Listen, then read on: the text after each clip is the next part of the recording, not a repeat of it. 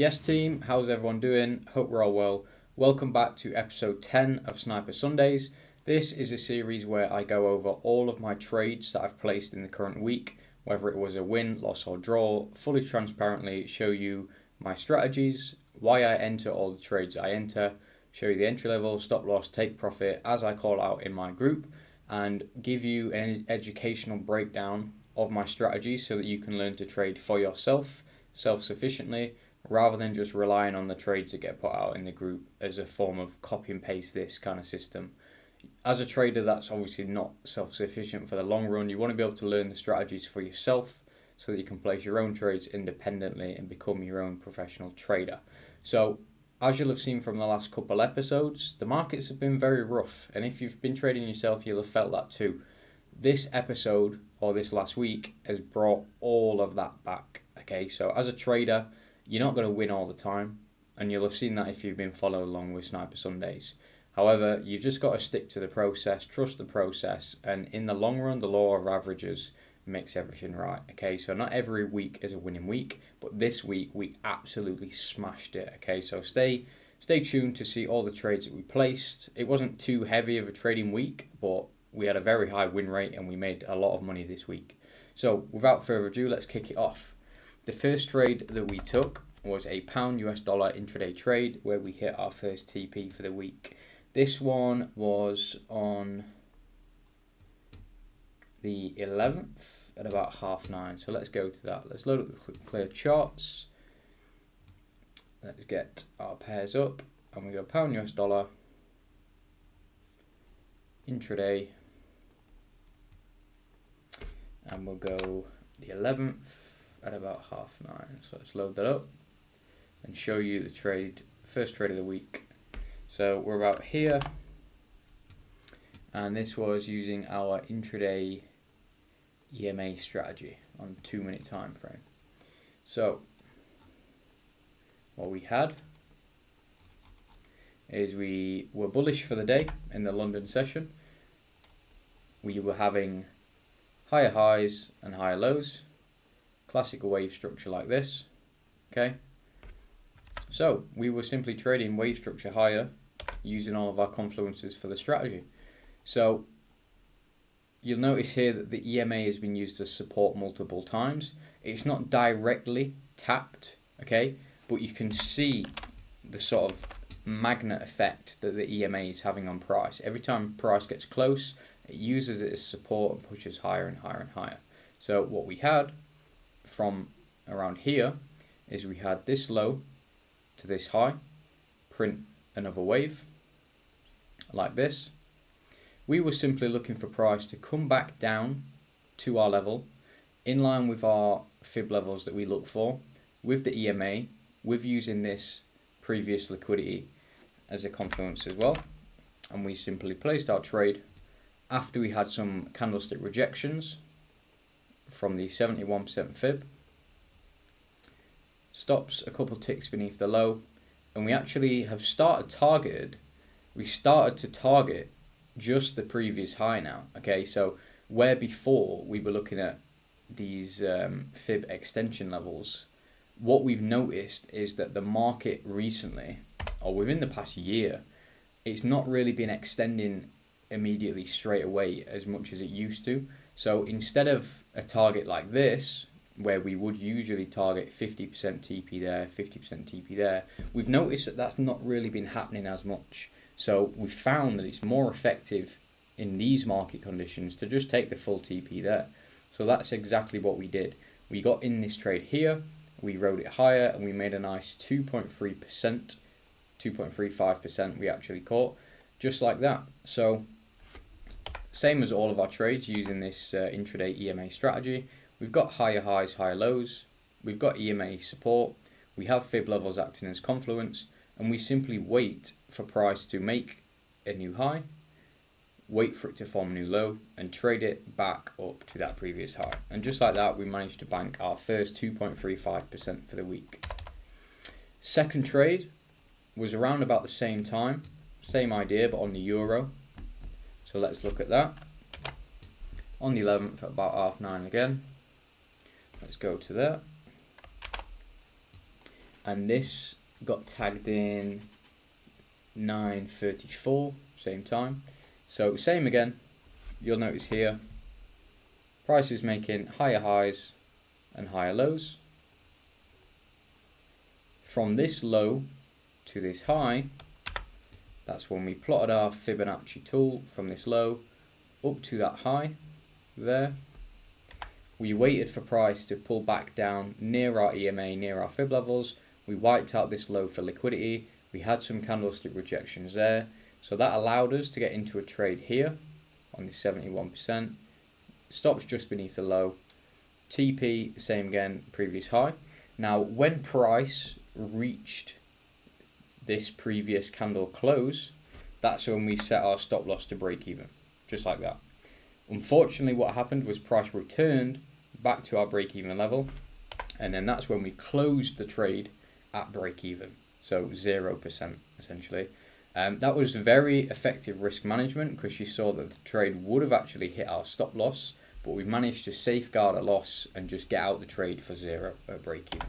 So that's the second trade of the week. Third trade, we actually stacked pound.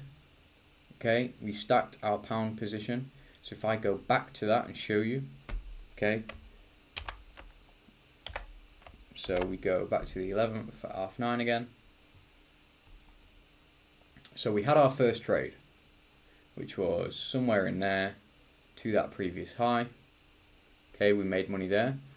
When price came back down and made a new low, we were looking for this to keep extending higher and push higher. So that was our first trade. Second trade, from this low to this high, just like that. Same setup. We had the confirmation candle. We got ourselves an entry. We had our stop loss beneath that low, and we were aiming for that previous high. Unfortunately, this one hit our stop loss, okay, just like that, and we lost 1%. So there. This was all in the same day, so we had 3 trades on the 11th. One of them made 2.35%, of one break even, of one minus 1%. So all in all, in this day, we were up 1.35%, and that's all the trades we took there. Next up, we had a dollar Swiss trade on the day trading time frame. This is using our John Wick strategy. So I'll go over that with you now. So dollar Swiss, this one was on the day trading time frames. So if I clear all of that, don't need my EMA for this. What we had was this bearish downtrend here. See those highs forming that downtrend? We noticed that this broke out above there. So this was our break of structure. So we plot that there, break of structure. And then what we had was this. So if we break out on the 1 hour time frame, I want to then look on the 15-minute time frame. So what I would class as the time frame beneath. Yes, you've got the 30-minute in between, but for me, the key time frames that are like the actual time frames is you've got the daily, you've got the 4 hour, you've got the 1 hour, and you've got the 15-minute. Notice that those are all divisible by 4 of one another. So you go 15 minutes times 4, that's your 1 hour. You go 1 hour times 4, that's your 4 hour. And then obviously, it's not 16 hours, it's daily, but you've got the 15-minute, the 1 hour, and the 4 hour. Those are like your intraday day time frames. Obviously, the daily is important as well, but yeah, that's how I kind of determine what structure and what substructure. So if we've got structure on the 1 hour, I want to look at substructure on the 15-minute, just like that. So after price broke out of this 1 hour structure, this high is what we set as our structural high there. So this then became substructure. The reason it's substructure and not structure is it's because it's the first bit of structure outside of that break. Okay, so this can easily just be a sweep that brings us back inside the trend line and acts as a fake out. So whenever you have that initial break of structure, you don't look to trade that higher just yet. You want to wait for that to break again, which we then call our break of substructure. And that second breakout is what signals the new direction for us. So after we had this break of substructure, we were then looking for a trade from this low to this high up here, just like that. Now, this would have actually tagged us in for a very, very nice trade, but this occurred on Wednesday during the CPI news. So that would have actually just instantly made us like 3.5% from that wick. But obviously, I wasn't trading that because it was during the CPI news event, and I don't trade that. I don't trade that high risk news. So instead, we kind of just ignored that wick and treat it as one singular move still, from this low to this high, because it's volatility, right? So instead, we were still looking for the trade from this low to this high now, just like that. Same again, instead of targeting my extensions in this market, as rocky as it is right now, I'm just targeting a TP1, or what would be TP1 for a full TP. So we have this low and this high, and we're looking for a pullback to our key fib level, which we got there on the 71. So that's where we entered, just like that. On the day trades, I have my stops a pip or two beneath the low, and we traded that up to our previous high, just like that. So we had this low to this high, look for a pullback to our key fib level, trade it back to the high, just like that. And that's the trade that we placed there on Thursday. Played out for a total of around 9 hours, I think it was. And just like that, we made a nice 2.34%. And you can see during these market conditions why it's clever to just target that previous high. Because this is a wick to wick, sniper entry, sniper exit trade from here to here, clean, concise, and then price fell massively, and we've still not actually hit that original TP2 level that we looked for. So we took all of our money off the table and we made a nice 2.34% from this trade. It was actually 2.32, the trade that we actually took, but obviously I'm not plotting the exact levels right now, just to show you guys. So that was our dollar Swiss trade. And then last but not least, we had a Euro USD intraday trade on Friday. So let's go over that one too. Euro USD, and this was, if I scroll down,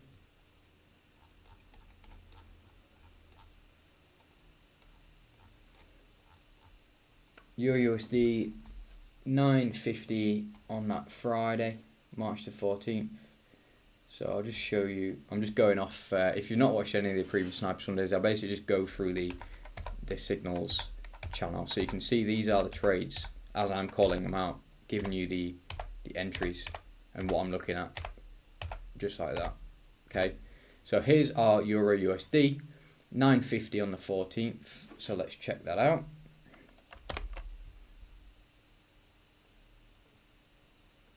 Around about there, and this was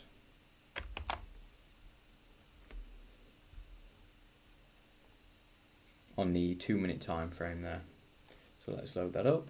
We're here. It was intraday, so we need our EMA. Lo and behold, what we see, price making higher highs and higher lows, just like this.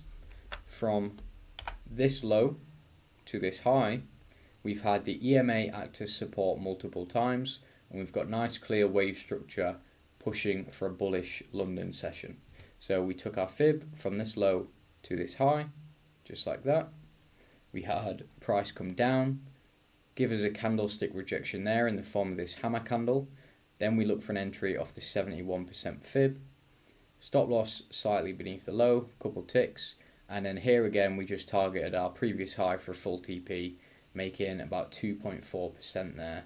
I called it 2.3% from the trade that we actually took.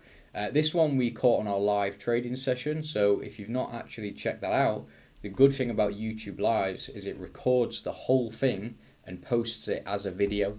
So you can go on the live section of my channel, go to Friday's session, and you will have seen me waiting and watching price form, call it live in the flesh and say, here's what I'm looking at, here's what I'm entering. See me actually take it on my MetaTrader, call the entry out, see me making the profit live and direct. This one played out in about 7 minutes, I think it was, 8 minutes that says. So yeah, that was our trade on Friday, which made 2.3% from that.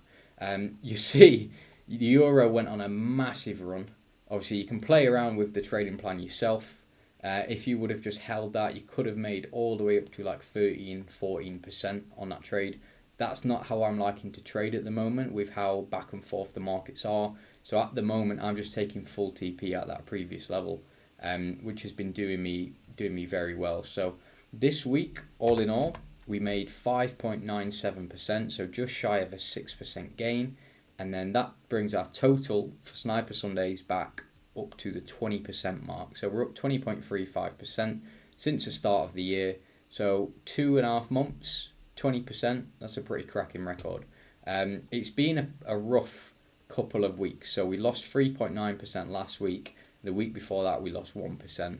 So we went 4.9% down. It's not the end of the world. We were hitting a lot of stop losses, as you can see, but keeping it fully transparent. That's just how trading goes.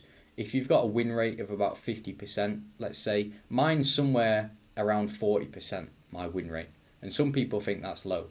That's pretty normal when you're trading, hitting 2, 3, 4 Rs every single time.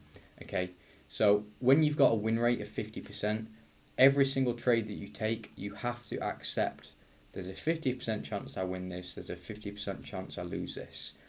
Winning streaks happen, losing streaks happen. Winning streaks are fucking easy. Okay, it's very easy to just win all the time. It's quite enjoyable. But when you're losing consistently, this is where I've seen a lot of people struggling in trading in the past couple of weeks. Yes, it's been rough. You just have to stick it out and trust the process. The only way that you can really hone yourself as a trader is through that experience. You'll learn it when you're actually trading yourself to just ignore the emotions that you're feeling when you're taking more losses than usual. Once you gather the data, like I'm doing here, to say, okay, if I just keep trading, the numbers are adding up and I'm making money in the long run.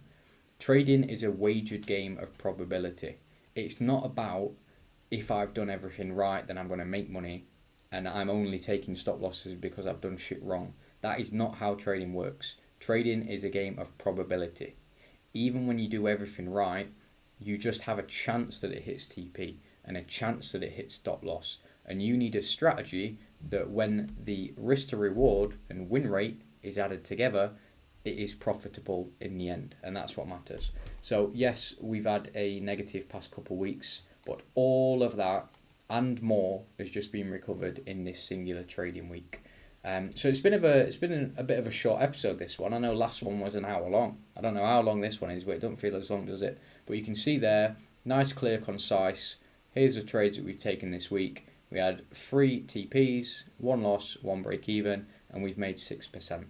So thank you so much for watching these videos. I hope it's been really educational. You can watch all the previous episodes to see more about my strategy and understand it more, why I'm trading like this, stuff like that, and help learn for yourself how to trade properly. There's so many of these shit course selling, pyramid selling, trading gurus out there. The industry's full of it and it's a load of shite. Sift through all of them and find a real trader like myself. I'll show you my strategy in depth, show you why I'm placing the trade, where to enter, where to place your stop loss, where to place your take profit, and teach you the real values of trading, about it being a probability basis. Ignore these guys that say they've got like 90 plus win rates and they make 10 RR every single time. It's a load of bollocks, okay? Follow me, join me week in, week out as I show you all my wins, all my losses, and you can track it in real time, okay? If you check some of the links on my profile, you'll see my third-party verified track records going back all the way to 2022 with all the stats and the wins and the losses included, stuff like that. So I know a lot of people in this game like to hide their losses, but I don't, because I know that my wins outweigh them, so I don't need to, okay? So thanks for everyone that watches these videos. Please drop a like if you do enjoy them so that, you know, it motivates me to keep going with them. And yeah, join me for my next live trading session on Monday, which will be tomorrow if you're watching this video as it's coming out on the Sniper Sunday. And until then, take care guys, I'll see you next time.